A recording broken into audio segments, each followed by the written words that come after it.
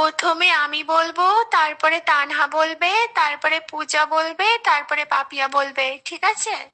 কচু বনে হেগে গেল কালো কুকুরে, নগেনের মা মারিল বাড়ি ঢেকির মুগুরে। কচু বনে হেগে গেল কালো কুকুরে, নগেনের মা মারলো বাড়ি ঢেকির মুগুরে। কচু বনে হেগে গেল কালো কুকুরে, নগেনের মা মারলো বাড়ি ঢেকির মুগুরে।